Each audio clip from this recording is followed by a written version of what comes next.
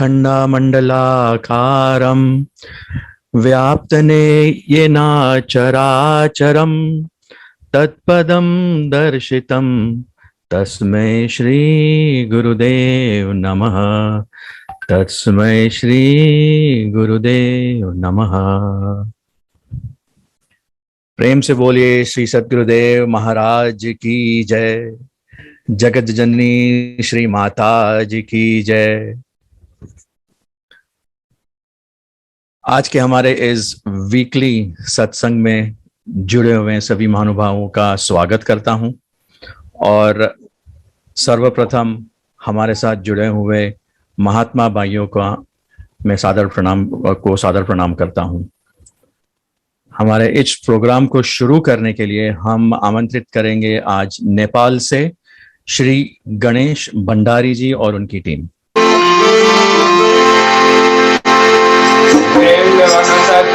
महाराज जी को जगत जननी श्री माता जी को राधा कृष्ण भगवान को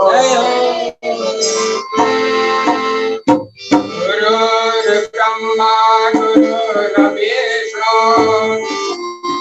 गुरुदेव महेश्वरः गुरु साक्षात् परं ब्रह्म तस्मै श्री गुरुवे नमः। गुरु को कीजिए दंडवत कोटि कोटि प्रणाम। कीर्तन गान भृंग को गुरु कर ले आप समान। गुरु कर ले आप समान। सद्गुरुदेव महाराज जी को, जगत जननी श्री माता जी को, राधा कृष्ण भगवान को।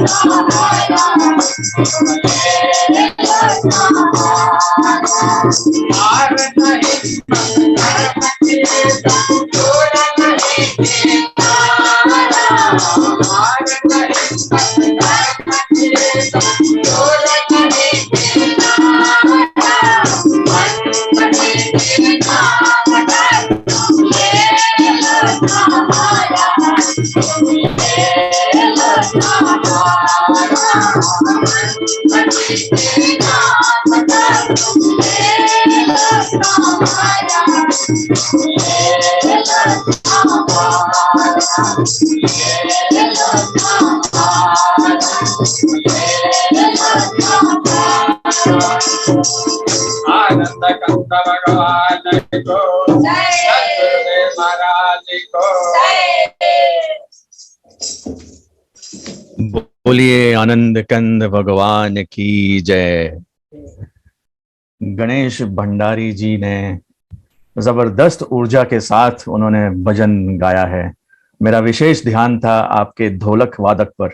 और आपके पीछे जो नारी शक्तियां हैं उनके ऊपर बहुत बहुत धन्यवाद इन ऐसी धुआंधार शुरुआत करने के लिए हमारे आज के प्रोग्राम की। अभी इसी ऊर्जा के साथ हम चलते हैं अंगिरा बाई जी की तरफ, जो हमारे आज क्वेश्चन एंड आंसर सेशन की भूमिका बांधेंगी। और चैट बॉक्स में आप अपने क्वेश्चन एंड आंसर जरूर पोस्ट करिए, या तो फिर हमें डायरेक्ट मैसेज कीजिए ताकि हम आपके क्वेश्चंस अंगिरा बाई जी के सामने रख पाएं। मैं अंगिरा बाई जी को आमंत्रित करना चाहूंगा। जय सच्चिदानंद। गुरुर्ब्रह्मा गुरुर्विष्णु गुरुर्देवो महेश्वर गुरुर्साक्षात् परं ब्रह्म तस्मै श्री गुरवे नमः। एकं नित्यं विमलमचलं सर्वधी साक्षिभूतं भावातीतं त्रिगुणरहितं सद्गुरुं तं नमामि। वन्दे बोधमयं नित्यं गुरुः शङ्कररूपिणं यमाश्रितो हि वक्रोऽपि चन्द्रः सर्वत्र वन्दते। चन्द्रः सर्वत्र वन्दते।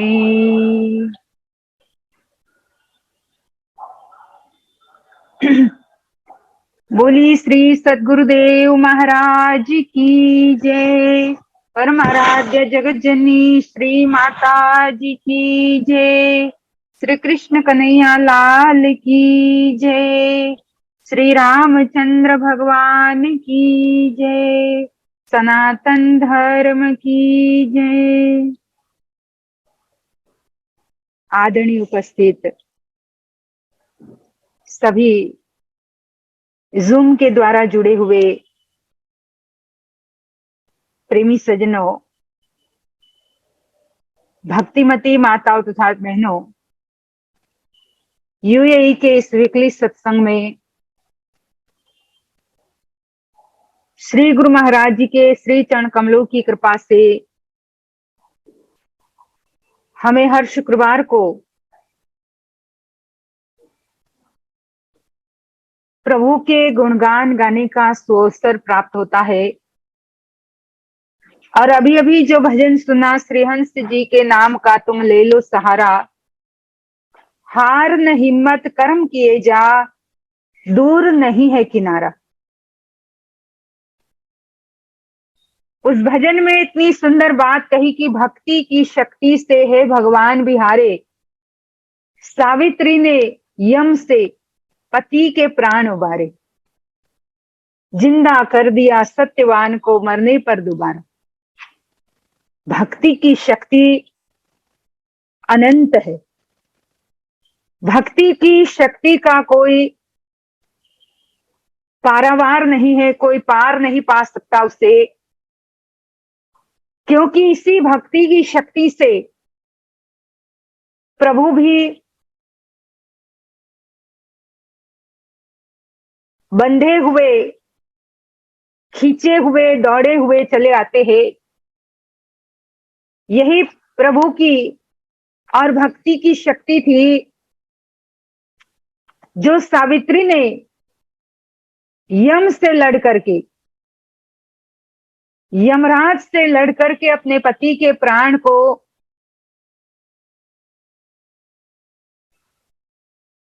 बचाया। अपने पति के प्राण को वो वापस ले आई। और यही भक्ति की शक्ति जिसके बिना भगवान राम भी कहते हैं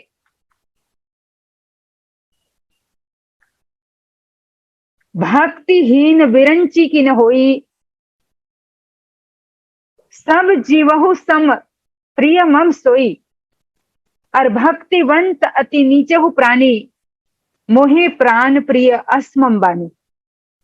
भगवान कहते हैं कि भक्तिहीन, भक्ति के बिना का जीव, जीव तो क्या, उन्होंने कहा भक्तिहीन विरंची किन होई। भक्तिहीन अगर ब्रह्मा भी क्यों ना हो, विरंची कहते हैं ब्रह्मा को, अगर ब्रह्मा भी क्यों ना हो, लेकिन वो मुझे एक साधारण जीव के समान ही लगता है, दिखता है। वो मेरे लिए एक साधारण प्राणी है। लेकिन भक्तिवंत अति नीचो प्राणी, मोहि प्राण प्रिय अस्मंबन। भक्ति के साथ जिनके हृदय में भक्ति का स्थान है, जिन्होंने भक्ति को अपने हृदय में स्थान देते हुए भक्ति के मार्ग पर जो आगे बढ़ता है, तो वो जीव अगर निम्न जाति का भी क्यों ना हो, कहा कि भक्तिवंत अति नीचहु प्राणी, भले वो जाति से या किसी भी प्रकार से निम्न है, फिर भी मेरे लिए वो मेरे प्राण के समान ही प्रिय रहता है।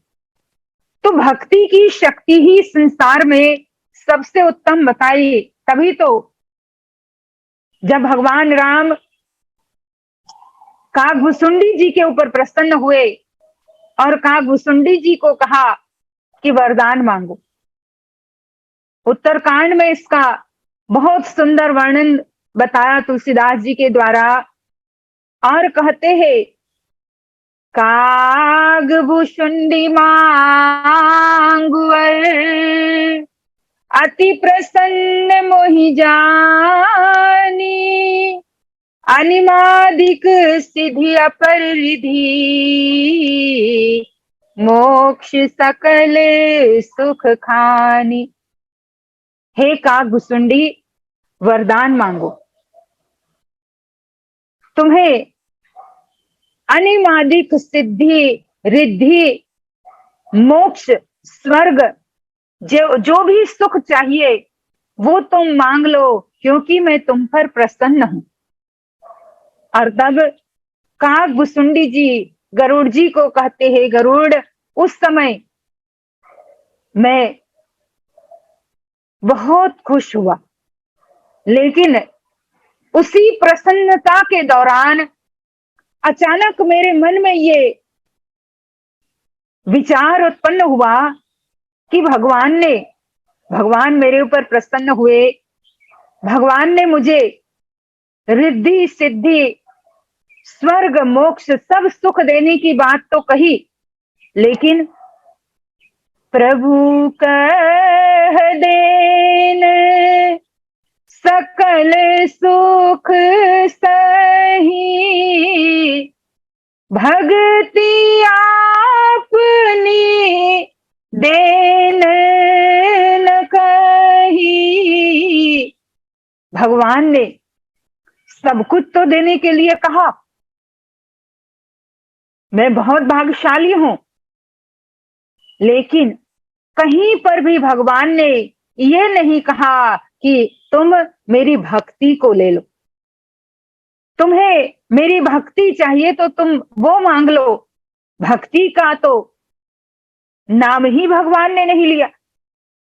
और हे गरुड़, भक्तिहीन सुख कवने काजा, अस्विचारी बोले खगराजा।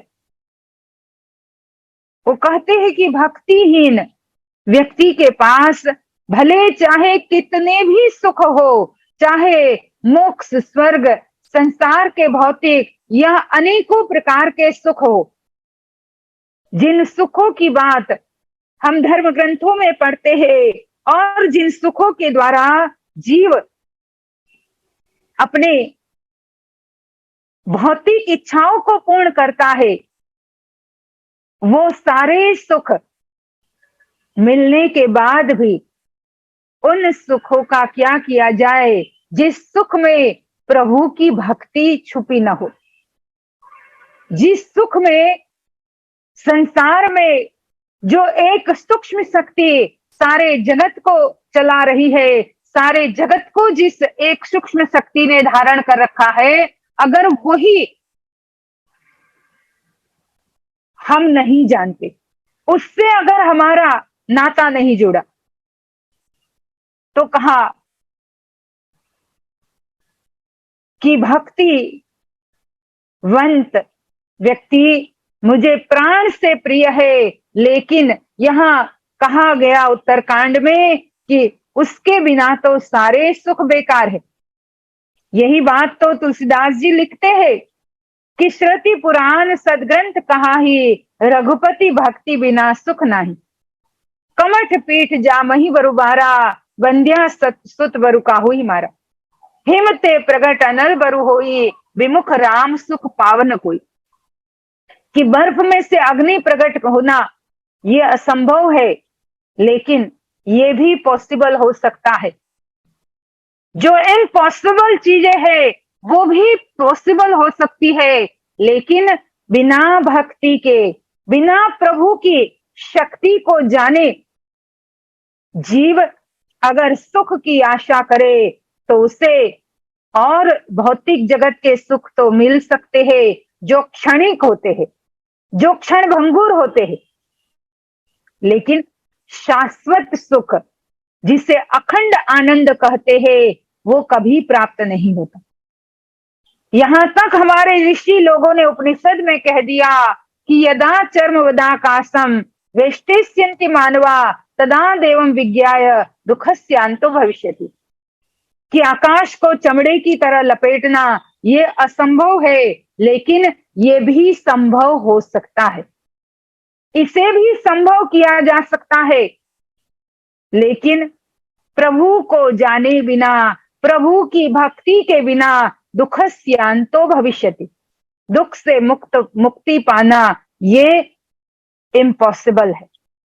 तो कहने का मतलब कि उसी भक्ति की शक्ति से सावित्री ने यमराज से अपने पति के प्राण उबारे। वही भक्ति की शक्ति कि जिसके कारण कहा कि उसी नाम की लगन से चांद पे यान उतारा।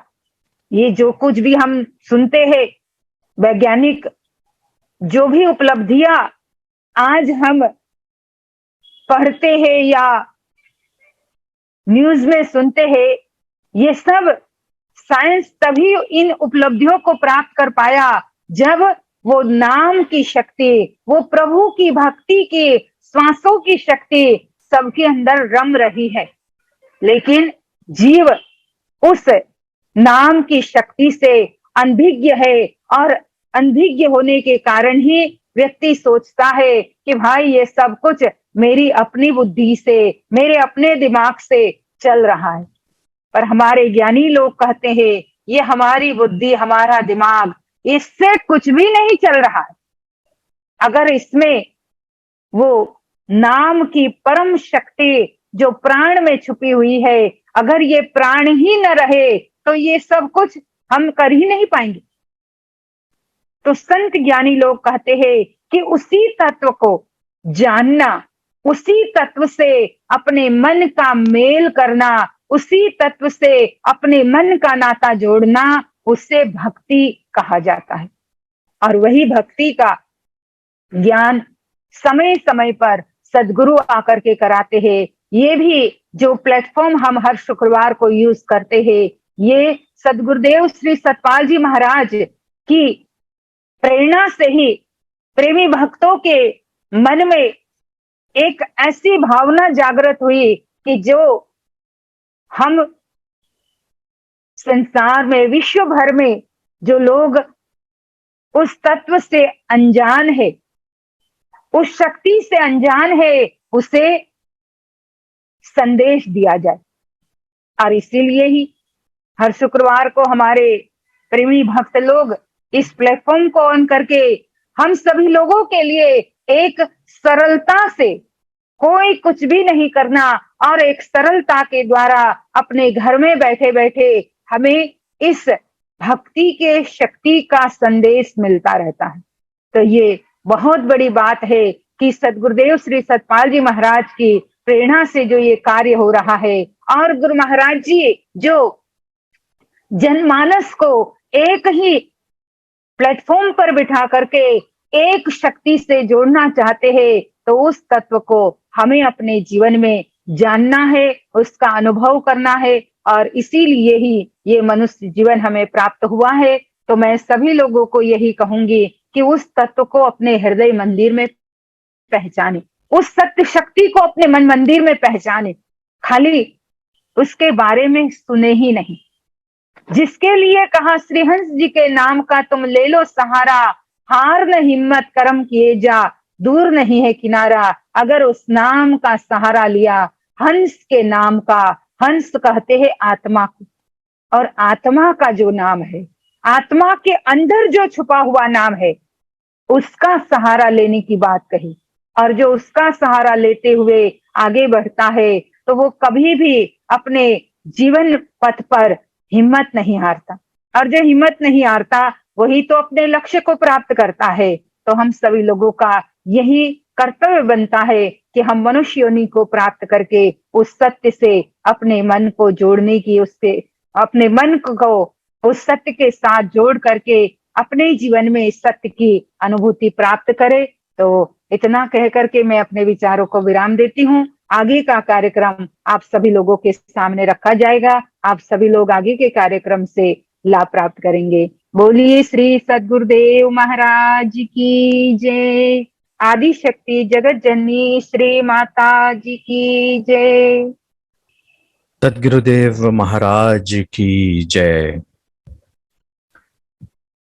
हमारे धुआंधार भजन और सत्संग की शुरुआत हम जारी रखेंगे एक और भजन से। मैं आमंत्रित करना चाहूंगा श्री सेंचुरी जी को, केवल सेंचुरी जी फ्रॉम नेपाल, एक और भजन प्रस्तुत करने के लिए। बोले श्री सद्गुरुदेव महाराज की जय। गुरुदेवा मेरे चरणों में तेरे, गुरुदेवा मेरे चरणों में तेरे, हम बिने सुनाने आए हैं भवसागर से, हमें पारी करो भवसागर से, हमें पारी करो। हम तुम्हें मनाने आए हैं गुरुदेवा मेरे चरणों में तेरे, गुरुदेवा मेरे चरणों में तेरे।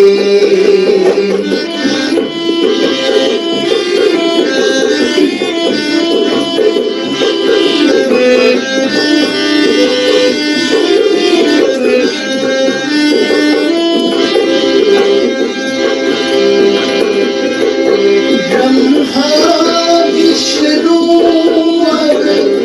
राज हो तुम, सृष्टि के पालन हारे हो। ब्रह्मा विष्णु राज हो तुम, सृष्टि के पालन हारे हो तुम। निज नाम का नौकार लेकर के करते भवसागर पार हो। हम पर अनुपम कृपा कर लो, हम पर अनुपम कृपा कर लो।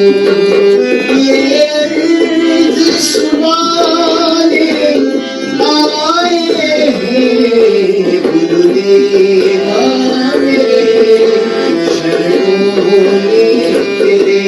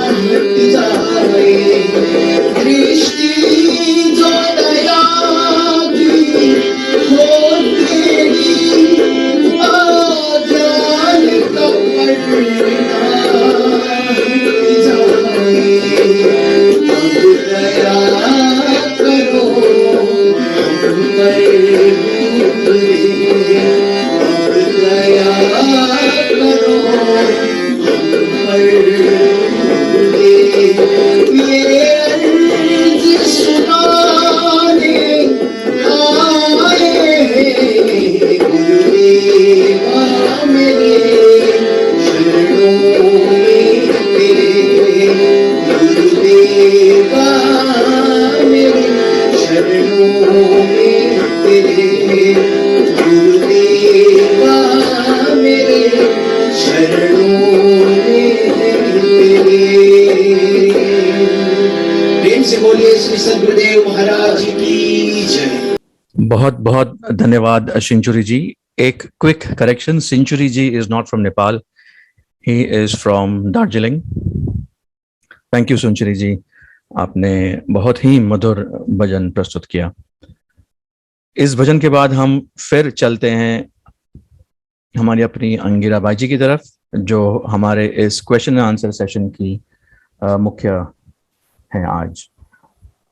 बाई जी, क्वेश्चंस शुरू करें। जी प्रकाश भाई। ओके बाई जी, फर्स्ट क्वेश्चन आया है इंडिया से। ये सज्जन पूछ रहे हैं कि what is the importance of coloured या बर्थ स्टोन्स। खुद महाराज जी भी यह अंगूठियां या बर्थ स्टोन्स पहनते हैं, क्या ये कुछ फर्क लाते हैं और क्या भजन का इसमें कुछ हाथ है? देखो, कितनी चीजें ऐसी होती है जो महापुरुषों के जो करते हैं उनको हमें नहीं देखना है, क्योंकि वो तो अलग ही तत्व है। महापुरुषों के पद चिन्हों पर हमें वो उस बात से चलना है कि वो जो कहते हैं वो हमें करना है। ये जो वो करते हैं उनके पीछे हमें नहीं जाना चाहिए। और दूसरी बात, जो हम ये कहते हैं कि भाई ये स्टोन्स है, बर्थ स्टोन्स है या कोई भी है, तो ये भी असर तो करते ही है, क्योंकि हमारे जो 9 प्लैनेट्स है, हमारे जो ग्रह है, ग्रह तो हमें कहीं ना कहीं किसी न किसी तरह से थोड़ा सा हमारे कर्मों के आधार से या फिर हमारे मन की कमजोरी के कारण हमें असर करते हैं। तो उसके लिए ही ये ग्रह के स्टोन पहने जाते हैं या धारण किए जाते हैं। तो वो बात अलग है कि आप उसको बिलीव करते हो कि नहीं करते हो। पर जैसे हम साधु लोग हैं, हमें इतना ज्यादा, मैं अपने पर्सनली बात करूं तो मुझे इतना ज्यादा उस पर नहीं है भरोसा। तो मैं तो यही मानती हूँ कि नाम ही सब कुछ है। जब नाम लिया तिन सब लिया, सकल शास्त्र का भेद, और बिना नाम नर के पढ़ा पढ़ता चारों वेद। हम ये भी कहते हैं कि जाको राखे साइया मार सके ना कोई, बाल न बाका कर सके जो जग वैरी हो। नाम ऐसा है कि संसार बैरी हो जाए, चाहे ग्रह इधर उधर हो जाए, लेकिन अगर नाम की शक्ति साथ में है तो वो व्यक्ति का बाल भी बांका नहीं होता। तो नाम में अपनी बड़ी ताकत है, पर नाम पर पूरा भरोसा होना चाहिए। और वैसे ग्रह अपने अपने कार्य करते ही है, तो ग्रहों की शांति के लिए, उस ग्रह की शांति के लिए उसे धारण किया जाता है। और काफी हद तक ये जो स्टोन्स होते हैं वो जो जेन्युइन स्टोन होते हैं, क्योंकि उसमें भी स्टोन्स में भी काफी फेक भी होते हैं, काफी अनरियल होते हैं। लोग सोचते तो है कि चलो हम पहनते हैं और पहनते हैं, फिर वो असर नहीं दिखाता। पर जो जेन्युइन स्टोन है वो असर भी दिखाता है कि हमारे मन को थोड़ा शांत कर देता है। काफी गुस्सा वाला व्यक्ति होता है तो जो मोती जैसा व्हाइट पहनते हैं लास्ट वाली छोटी उंगली में, तो कहते कि उससे थोड़ा गुस्सा शांत होता है। और ये मैं बहुत लोगों का सुना हुआ है, इसलिए मैं बता रही हूँ। बाकी मेरा अपना कोई ऐसा अनुभव नहीं है, क्योंकि मैंने कभी आज तक ये चीजें धारण नहीं की। पर फिर भी ये सब है, ग्रह तो है ही, क्योंकि ये भी एक अपना अलग सा एक विद्या है और अलग सी चीज है जो प्रकृति में समाई हुई है। तो वो हमें असर तो करती ही है, पर उस पर इतना ध्यान न देते हुए हम सुमिरन में ज्यादा से ज्यादा ध्यान दे। और जितना ज्यादा सुमिरन करते हैं उतना ही हमारा मन इन ग्रहों के तरफ से हट करके उस अविनाशी तत्व में जुड़ जाता है। तो ठीक है, अगर आप मानते हो तो पहनना भी चाहिए, धारण भी करना चाहिए। और ये नहीं भी अगर नाम का पूर्ण रूप से आप उसमें समर्पित रहते हो तो नाम में ही सब कुछ समा जाता है। तो यही मैं कहूंगी, ये अपने अपने बिलीव की बात है, बिलीफ की बात है। धन्यवाद भाई जी। आपको पता नहीं है आपने कितने लोगों के बिलीफ को झंझोर दिया है, या तो फिर आपने कितने लोगों के बिलीफ को शांत किया है। भाई जी, नेक्स्ट क्वेश्चन है शिशिर भगत जी की तरफ से। ये पूछ रहे हैं धर्मो रक्षते रक्षता का वर्णन पूछ रहे हैं। ये बहुत सीधा सा है वैसे वर्णन तो, कि जो धर्म की रक्षा करता है धर्म उसकी रक्षा करता है। जैसे अर्जुन धर्म के लिए लड़ा, जैसे धर्म के लिए लड़ा तो भगवान श्री कृष्ण उसके साथ साथ रहे। जहां दुर्योधन, वो लड़ाई तो उसने भी की, पर वो धर्म के पक्ष में रहते हुए लड़ाई नहीं कर रहा था। उसकी हर लड़ाई अधर्म को साथ में लेकर के, किसी की बुराई करने को साथ में लेकर के उनकी लड़ाई थी। चाहे पांडवों को वो गिराना चाहता था, पांडवों को मारना चाहता था, चाहे पांडवों का अहित करना चाहता था। तो ये जहां अधर्म था तो भगवान कभी उसके पक्ष में नहीं रहे।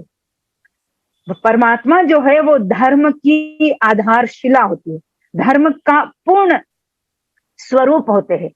और धर्म का पूर्ण स्वरूप जो धर्म के पक्ष में रहता है वही पूर्ण स्वरूप को अपनी तरफ खींच पाता है। तो अर्जुन ने, हम ये कहानी भी सुनते हैं कि जब भगवान श्री कृष्ण के पास अर्जुन और दुर्योधन दोनों गए और भगवान ने अर्जुन को ही चांस दिया कि तुम बताओ पहले तुम्हें क्या चाहिए। वैसे तो तो दुर्योधन पहले गया था, लेकिन ये भी भगवान की एक लीला थी कि वो समझाना चाहता था इस मोड़ पर भी दुर्योधन को कि अब भी तो संभल जा, कि इसको मौका मिला हुआ है, लेकिन फिर भी ये भगवान की उन अक्षौहिणी सेना को नहीं मांग रहा है, कृष्ण को मांग रहा है।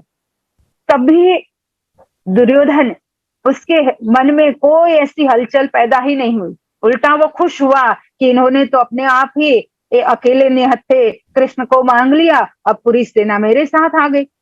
तो यहाँ पर अर्जुन जो था वो धर्म के लिए, धर्म को लेकर के, धर्म के पक्ष में हमेशा लड़ा, और इसलिए धर्म स्वरूप भगवान श्री कृष्ण ने हमेशा उनका साथ दिया। तो धर्म की जो रक्षा करता है तो धर्म स्वरूप परमात्मा भी उनकी रक्षा करता है। वही उसका मतलब होता है धर्मो रक्षति रक्षतः। धन्यवाद, धन्यवाद भाई जी। भाई जी, नेक्स्ट क्वेश्चन आया है दयाराम धाकल जी की तरफ से। ये पूछ रहे हैं, उनकी जिज्ञासा है कि संसार के मोह के कारण होने वाला दुख से कैसे शांति मिलती है या मिल सकती है। क्या बोल रहे हो, मैंने सुना नहीं। संसार के मोह के कारण होने वाला दुख से कैसे शांति मिल सकती है। वैसे संसार के मोह से, मोह को दूर करने के लिए विवेक चाहिए। विवेक ही मोह का तोड़ है, और उस विवेक को प्राप्त करने के लिए ही हम हमेशा सुनते हैं कि बिन सत्संग विवेक न होई, राम कृपा बिन सुलभ न सोई, कि बिना सत्संग के कभी भी विवेक जागृत नहीं होता। जब विवेक आता है हमारे अंदर, हमें सार असार का की सुध-बुध आ जाती है हमारे जीवन में। क्योंकि मोह तब तक रहता है जब तक अच्छाई और बुराई में हम भेद नहीं कर पाते, जब तक सत्य और असत्य में हम उसका जो भेद है दोनों का वो नहीं समझ पाते। जैसे ही ये दोनों की समझ हमें प्राप्त हो जाती है कि क्या सही है क्या गलत है, क्या सत्य है क्या असत्य है, तो स्वतः ही व्यक्ति मोह से मुक्त हो जाता है। बहुत सरल सा ये मार्ग है, पर इसी को व्यक्ति नहीं छोड़ पाता है जब तक वो सत्संग को अपने जीवन में प्राप्त न करे। क्योंकि सत्संग से ही सार असार में भेद समझ में आता है।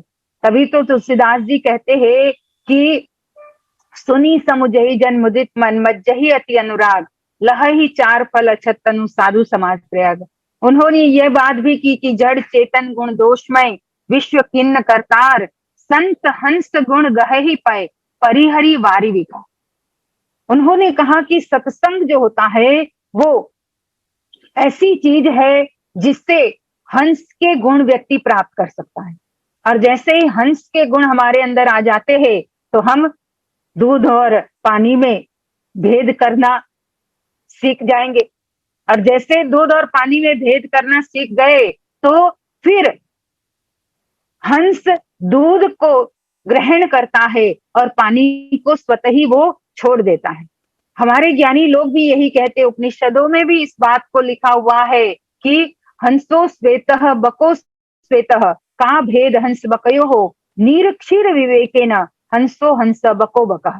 कि जैसे बगुला भी वो भी सफेद होता है और हंस भी सफेद होता है, लेकिन इन दोनों में फर्क यही है कि एक नीर और क्षीर दोनों मिश्रण को, नीर कहते हैं पानी को, क्षीर कहते हैं दूध को, इन दोनों के मिश्रण को बगुला पी जाता है सीधा सा, और जो हंस होता है वो नीर और क्षीर के मिश्रण में से केवल क्षीर को, मतलब केवल दूध को ग्रहण करता है और पानी को छोड़ देता है। जब ये विवेक हमारे अंदर आ जाता है तो मोह से मुक्त होना बहुत सरल हो जाता है, और जैसे मोह से मुक्त हुए तो फिर शांति ही शांति है, क्योंकि असल जड़ दुख की जड़ तो मोह है, मोह सकल व्याधिन कर मूला, वही मूल है। तो उससे मुक्त होने के लिए ही जीवन में सत्य असत्य के बीच का विवेक हमें जानना है, और वही सत्संग से जाना जाता है। नेक्स्ट क्वेश्चन आया है भाई जी, ये हैं प्रियंका वर्मा जी। ये पूछ रहे हैं, मालिक पर भरोसा अंदर से बहुत है पर लाइफ में कुछ होता है तो मन डगमगा जाता है, इसका कोई उपाय? यही तो हमारे धैर्य की, हमारे विश्वास की एक घड़ी होती है। जब हमारे सामने कोई ऐसी विपरीत परिस्थिति आती है और उसमें भी हम अपने आप को स्थिर रखें, अगर वो नहीं कर पाते हैं तो वहीं पर हमें लगने लगता है कि भाई हमारे अंदर पूर्ण भरोसा नहीं है। वैसे तो बात करना और उसे जीवन में पूर्ण रूप से क्रियात्मक रहना, ये दोनों बातें बहुत अलग है। बातों में तो हम हमेशा कहते हैं भाई भगवान पर, मालिक पर भरोसा रखो, गुरु महाराज जी पर भरोसा रखो, वो ही सब कुछ करने वाले हैं। लेकिन ऐसी स्थिति में भी जो अपने आप को विकट परिस्थिति में स्थिर रखता है तो वही सच्चा भक्त, पूर्ण समर्पित भक्त माना जाता है। और ऐसे भक्तों को भी हमने देखा हुआ है कि कैसी कैसी स्थिति उनके जीवन में आ गई, लेकिन वो उस स्थिति से कभी घबराए नहीं। अगर मैं कहूं तो आज सुबह की ही बात मैंने अपने जीवन में देखी। हमारे एक बहुत अच्छी प्रेमी है और इतना ज्यादा उनको विश्वास है, हर प्रकार से इतना भरोसा है, और कल पूरे दिन हमारे साथ ही थी, हमारे 2 सत्संग थे तो पूरे दिन हमारे साथ थी। और जब शाम को घर गई तो रात के समय में ही 11-12 बजे उनके उसमें पता चला कि उनके बेटे का, एक ही बेटा है और उनके बेटे का एक्सीडेंट हो गया, काफी इंजर्ड हुआ, आईसीयू में है अभी भर्ती। पर जब मैंने, क्योंकि रात को हुआ तो मुझे तो पता नहीं, तो सुबह मुझे पता चला। जब सुबह मुझे पता चला तो मैंने उनको फोन किया तो वो उल्टा मुझे समझा रही है कि जब महाराज जी हमारे साथ है तो हमें किस बात का डर, बचाने वाले तो महाराज जी ही है। और यहाँ तक उसने कह दिया कि महाराज जी तो जो हमारे लिए हितकर होता है वही करते, हमारे लिए जो अच्छा बुरा होता है वो उनको पता है कि वही वो करेंगे। देखो कितना बड़ा ये विश्वास होता है कि अपना एक ही बेटा, और वो भी जवान बेटा, और इस तरह से आईसीयू में पड़ा हुआ है, लेकिन फिर भी उनका जो गहरा विश्वास गुरु महाराज जी के प्रति है, और गुरु महाराज जी के ऊपर उनको इतना विश्वास, सब कुछ उन पर छोड़ दिया कि जो हमारे हित में है वही तो करेंगे वो। तो ऐसा भरोसा जीवन में धारण करना, ये हमारी परीक्षा की घड़ी होती है। बहुत बार हमारी परीक्षाएं आती है, खास करके भक्तों की परीक्षा तो ज्यादा ही आती है। और ऐसे में अगर हम स्थिर रहे तभी हम सच्चे और पूर्ण समर्पित भक्त कहलाएंगे। और उस विश्वास को प्राप्त करने के लिए ही स्मरण बहुत जरूरी है। अगर स्मरण करेंगे तो गुरु महाराज जी हमेशा हमें हमारे अंदर ही ऐसे ऐसे अनुभव देंगे कि उस अनुभव से सब कुछ हम उनको समर्पित कर सकते हैं। तो नाम स्मरण ही हमारे जीवन में विकट परिस्थितियों से लड़ने के लिए गुरु महाराज जी के स्वरूप को समझाता है। तो यही हम सभी लोग ज्यादा से ज्यादा सुमिरन करें, ज्यादा से ज्यादा नाम में अपने मन को लगाए। बहुत बहुत धन्यवाद भाई जी, बहुत ही सही कहा आपने। ये तो मेरा खुद का भी अनुभव है कि जो भी होता है वो सही के लिए ही होता है। हमारा नेक्स्ट क्वेश्चन है मुन्ना राय जी की तरफ से।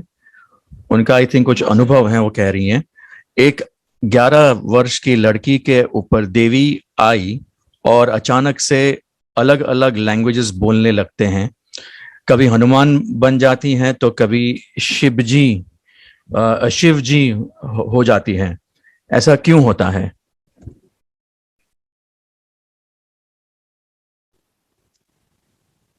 देखो, देवी देवता भी कितने ऐसे काम होते हैं जो मनुष्य शरीर वालों के द्वारा ही अपना कार्य पूर्ण कर, कोई अधूरी आशा रहती है, कोई अधूरी इच्छा रहती है, उन इच्छाओं को भी पूर्ण करने के लिए देवी देवताओं को, या कोई भी किसी भी योनि में गए हुए हो, लेकिन उनका जो आत्मा है, आत्मा तो वही की वही रहेगी। योनि बदली है, आत्मा नहीं बदलती। तो उसी मन की इच्छाओं को पूर्ण करने के लिए ये सब होता है। पर यहाँ पर मैं ये बात कहूंगी कि अगर नाम का ज्ञान प्राप्त करता है जो व्यक्ति, उसे ये देवी देवता कोई असर नहीं करता। और ये मेरा अपना पूरा अनुभव है। मैंने एक व्यक्ति को देखा है, बहुत साल पहले की बात है, शायद हो गया होगा 34 साल जितने हो गए होंगे। 34 साल पहले मैं एक जगह पर थी, तो वहां पर एक बहन थी। अब तब तो वो प्रेमी हो गई, लेकिन प्रेमी जब नहीं थी तब भी हमने उससे देखा कि उससे जब देवी आती थी, खास करके नवरात्रि के टाइम में उसके शरीर में देवी आती थी, तो एक एक साथ वो बड़ा जो घड़ा होता है पानी का, छोटा वाला कलश नहीं, बड़ा घड़ा, वो बड़ा घड़ा 20-20 घड़ा एक ही साथ घट घट घट घट करके पी जाती थी। और ये हमने देखा हुआ है। लेकिन जैसे ही उसने ज्ञान प्राप्त किया, उसके गांव में हम बहुत बार सत्संग करने गए, और जब उसे ज्ञान दिया, ज्ञान लेने के बाद कि कोई ऐसी नवरात्रि नहीं जब उसके शरीर में कोई देवी आई।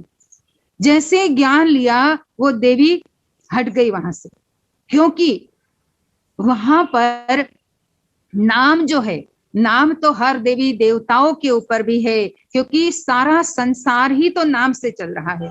प्रकृति की हर चीज, प्रकृति के हर कण कण में नाम ही है जो व्याप्त रूप में है। और अगर नाम को जान लिया तो ये देवी देवता कोई कुछ नहीं असर करता।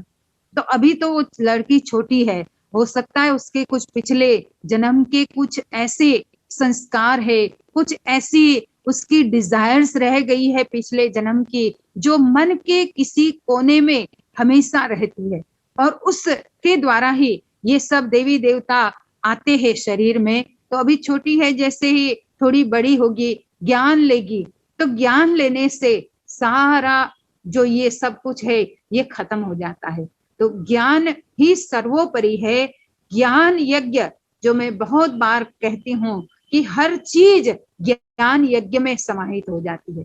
और जो जीव ज्ञान को प्राप्त कर लेता है तो उनके जीवन में कोई असर नहीं करता, चाहे ग्रह हो, चाहे देवी देवता हो, चाहे भूत प्रेत हो, कुछ भी उसे असर नहीं करता। अगर ज्ञान लेने के बाद पूर्ण विश्वास के साथ नाम का स्मरण किया जाए तो ये बहुत जरूरी होता है। धन्यवाद भाई जी। प्रकाश भाई एक और लेंगे, फिर बंद करेंगे आज का। Sure, no problem. भाई जी, ये क्वेश्चन अनोनिमस है, इंडिया से आया है। ये पूछ रहे हैं कि man is innocent, he does not realise that wrong deeds can lead to consequences in his next life, so what can be the explanation for him? उसको कैसे समझाया जाए ये बात?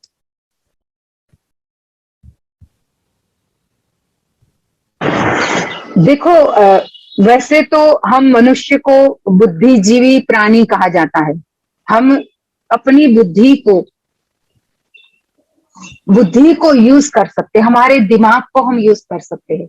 कितनी बार दिमाग को यूज ना करके, हमारी अपनी जो सात्विक बुद्धि है उसको यूज ना करके जब हम कोई कर्म करते हैं तो उसकी कॉन्सिक्वेंसी तो रॉन्ग ही आएगी, वो व्यक्ति फिर रॉन्ग रास्ते पे ही जाता है।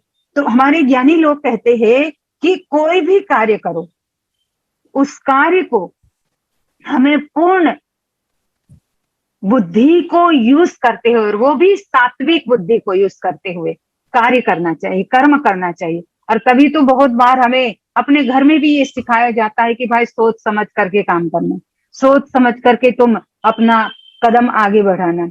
ये सोच समझ करके का मतलब है कि हमें आगे के उसके परिणाम को, उसके रिजल्ट को अपने सामने रखते हुए तब फिर कर्म करना चाहिए।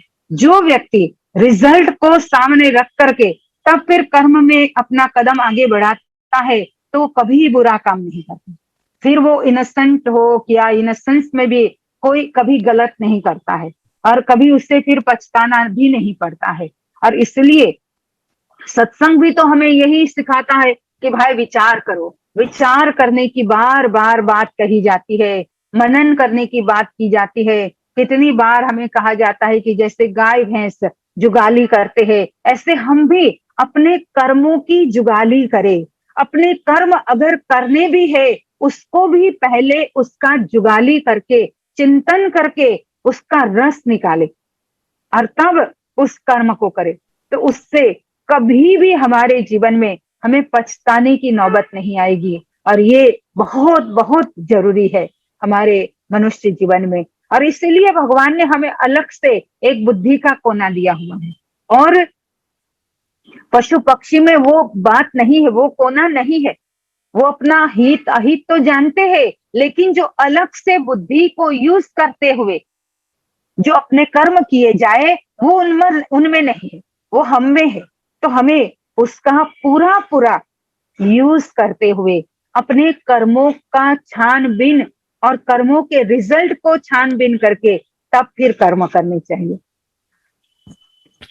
बहुत बहुत धन्यवाद भाई जी आज के इस कार्यक्रम को आगे चलाने के लिए।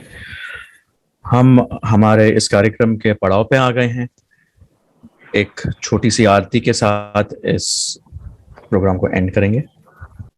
त्वमेव माता च पिता त्वमेव, त्वमेव बन्धुश्च सखा त्वमेव, त्वमेव विद्या द्रविणं त्वमेव, त्वमेव सर्वं मम देव देव, त्वमेव सर्वं मम देव देव, त्वमेव सर्वं मम देव देव। भक्तिदान मोहि दीजिए गुरुदेवन के देव, और नहीं कछ चाहिए निश दिन चरणन सेव। बार बार वर मांग हूँ हर्ष देहु श्रीरंग, पद सरोज अन पायनी भक्ति सदा सत्संग। आज भी आपका आशरा प्रभु, कल भी आपकी आश, घड़ी घड़ी माशरा शरण पड़ा मैं। हे मेरे नाथ, हे मेरे नाथ, आप अपनी सुधामय सुधामयी सर्व समर्थ पतित पावनी अहेतु की कृपा से अहेतु की कृपा से मानव मात्र के हृदय में विश्व बंधुत्व एवं विश्व शांति की उदार भावनाओं को जागृत जागृत करे, जिससे वे सुख दुख के बंधन से मुक्त होकर आपके पवित्र प्रेम का आस्वादन कर कृत हो जाए, धन्य हो जाए। बोलिए श्री सद्गुरुदेव महाराज की जय। जय। परम आराध्य जगत जननी श्री माता जी की जय। परम आराध्य श्री अमृता माता जी की जय। सत्य सनातन धर्म की जय। सभी लोग थोड़ी देर नाम का स्मरण करेंगे। बहुत बहुत धन्यवाद भाई जी। और आज के हमारे कार्यक्रम में सभी लोगों ने जो क्वेश्चन पूछे हैं और सभी लोगों ने जो भजन प्रस्तुत किए हैं, खास करके गणेश भंडारी जी और शिंचुरी जी ने, उनका बहुत बहुत तहे दिल से धन्यवाद करना चाहता हूं। हमारा ये क्वेश्चन आंसर प्रोग्राम ट्यूसडे को भी होता है। महीने में एक ट्यूसडे ऐसा होता है जहां हम क्वेश्चन आंसर पूछते हैं। वहां पर भी आप बढ़ चढ़कर खुल के क्वेश्चन पूछ सकते हैं। आप जरूर भाग लीजिएगा उसमें। और अगले कार्यक्रम तक अगर आपका कोई भी क्वेश्चन है या डाउट है, आप जरूर पूछें। हमारा ईमेल एड्रेस है, आप उस पर मैसेज कर सकते हैं या तो फिर हमें व्हाट्सएप मैसेज भी कर सकते हैं। बोलिए श्री सद्गुरुदेव महाराज की जय। जगत जननी श्री माता जी की जय। सभी महान दिव्य भूतियों की जय। सबको मेरा जय सच्चिदानंद।